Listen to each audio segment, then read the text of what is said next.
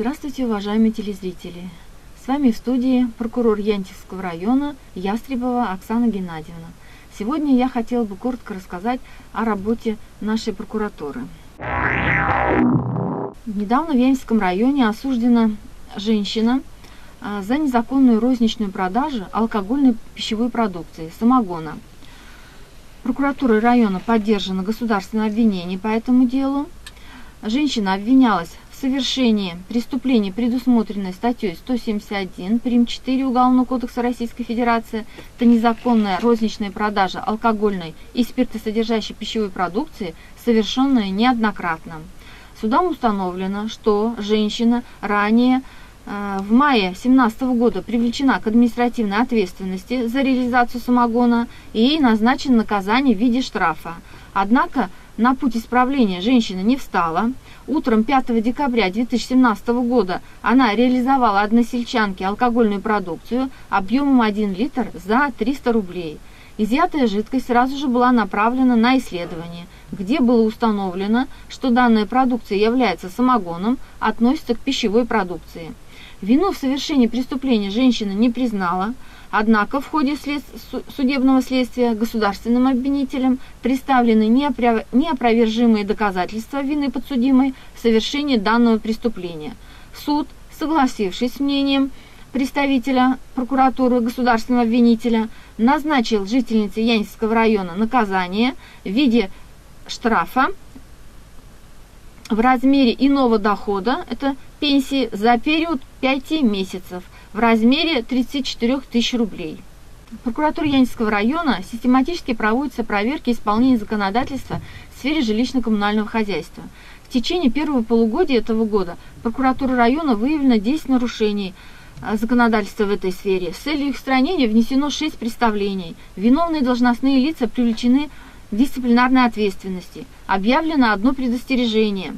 По результатам рассмотрения постановления прокурора одно должностное лицо привлечено к административной ответственности. Так выявлено нарушение в деятельности Фонда капитального ремонта многоквартирных домов. Документация по проведенному в конце 2017 года капитальному ремонту многоквартирных домов на территории Янтьевского района управляющей компанией УК Янтьевской своевременно не было представлено. Также выявлено нарушение законодательства при проведении капитального ремонта. Например, в ГИС ЖКХ не размещена информация о безрасходовании денежных средств на работу и услуги по капитальному ремонту одного из многоквартирных домов. В целях устранения нарушений в адрес директора Республиканского фонда капитального ремонта внесено представление. Виновные должностные лица привлечены к ответственности. В ходе проверки, проведенной прокуратурой района в феврале текущего года в управляющей компании УК Янтьевская, выявлено, что не проведены работы по очистке снега с крыши многоквартирных домов, что могло привести к повреждению трубы дымоходов. В целях устранения нарушений в адрес директора внесено представление. По результатам рассмотрения нарушений устранены. Виновные должностные лица привлечены к ответственности. В марте этого года выявлено нарушение законодательства в сфере водоснабжения в одном из администраций сельских поселений. Это повлекло к приостановлению подачи воды в одной из деревень. Кроме того, администрации сельского поселения не были определены гарантирующая организация для централизованной системы холодного водоснабжения данной деревни. В адрес главы администрации внесено представление. Виновное лицо привлечено к дисциплинарной ответственности. По результатам представления нарушения водоснабжения устранены. Приняты меры для определения гарантирующей организации. С целью выявления и устранения нарушений в сфере жилищно-коммунального хозяйства прокурором Янтьевского района совместно с главой администрации района, руководителем органа муниципального жилищного контроля с участием директора управляющей компании ежемесячно проводятся личные приемы граждан в офисе управляющей компании. В ходе проверки одного из обращений жителей многоквартирных домов выявлено, что имелась заявка о тече крыши чердака дома. В этот же день мастером управляющей компании проведен осмотр кровли дома, однако соответствующий акт не составлен, нарушения не устранены. Изучение документов показало, что работы по ликвидации отверстий и щелей на крыше осуществлены с использованием монтажной пены. Согласно действующему законодательству, управляющая компания должна обеспечить исправное состояние конструкции чердачного помещения. При ремонте использовать соответствующие материалы.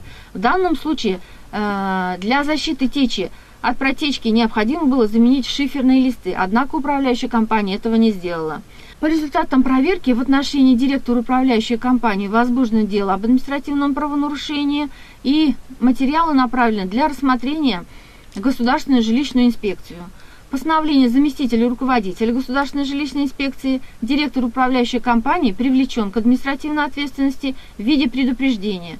Указанное решение вступило в законную силу. В случае повторного совершения подобных нарушений директор управляющей компании будет привлечен к штрафу.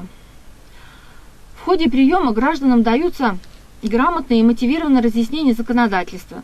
К примеру, после разъяснения гражданам о необходимости оплаты за капитальный ремонт с приведением примеров о взыскании судом основного долга, пений, госпошлины, граждане своевременно стали вносить взносы на капитальный ремонт. Прокуратура Янинского района на постоянной основе проводятся проверки соблюдения трудового законодательства. Так, в ходе проверки в сельскохозяйственном производственном кооперативе «Новый путь» выявлено нарушение трудового законодательства. В соответствии со статьей 22, частью 6 статьи 136 Трудового кодекса Российской Федерации заработная плата должна выплачиваться не реже, чем каждые полмесяца в день, установленный правилами внутреннего трудового распорядка организации, коллективным договором или трудовым договором. Согласно коллективному договору кооператива «Новый путь», заработная плата должна была выплачиваться 2 раза в месяц, 15 и 30 числа каждого месяца. Авансовая часть выплачиваться должна была 30 числа, заработная плата 15.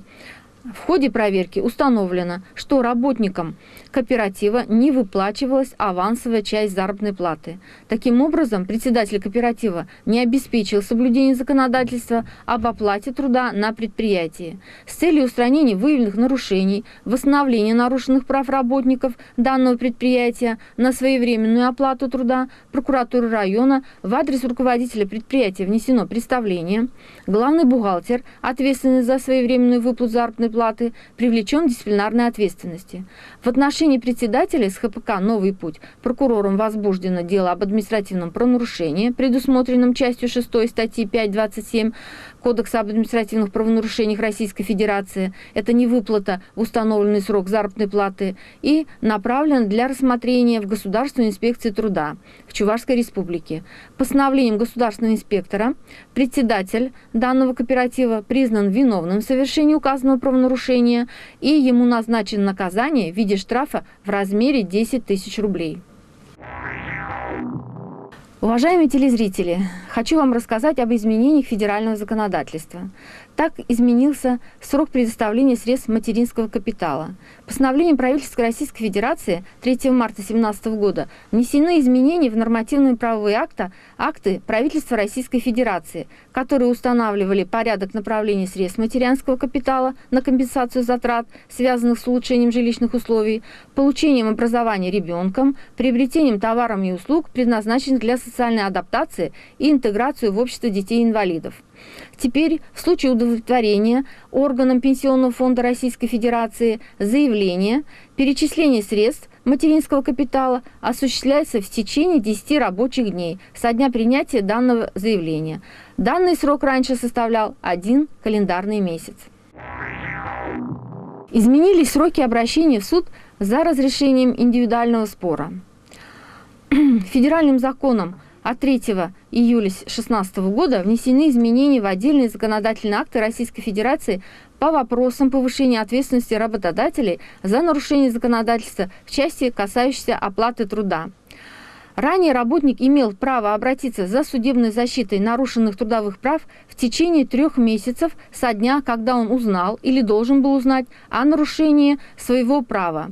Теперь, согласно части 2 статьи 392 Трудового кодекса Российской Федерации, указано, что за разрешением индивидуального трудового спора о невыплате или неполной выплате заработной платы, других выплат, причитающихся работнику, он имеет право обратиться в суд в течение 1 года со дня установленного срока выплаты указанных сумм, в том числе в случае выплаты или неполной выплаты заработной платы и других выплат. Утверждено положение о реестре лиц, уволенных в связи с утратой доверия. Постановлением правительства Российской Федерации от 5 марта 2018 года номер 228 утверждено данное положение. Положение определяет порядок включения сведений о лице, которому было применение взыскания в виде увольнения в связи с утратой доверия за совершение коррупционного правонарушения в реестр лиц, уволенных в связи с утратой доверия, исключение из него сведений, размещение реестра на официальном сайте Федеральной государственной информационной системы в области государственной службы в сети интернет. Определены в том числе процедуры включения сведений в реестр, перечень информации, которую уполномоченный государственный орган направляет в подразделение аппарата правительства Российской Федерации для включения сведений в реестр, оснований для исключения сведений из реестра. Должностные лица, уполномоченные положением направлять соответствующие сведения для включения в реестр, несут установленную законодательством Российской Федерации дисциплинарную ответственность за достоверность, полноту и своевременность направления сведений. Реестр размещен в открытом доступе на официальном сайте. Уважаемые телезрители, надеюсь, наше разъяснение законодательства будет вам полезным. До следующих встреч!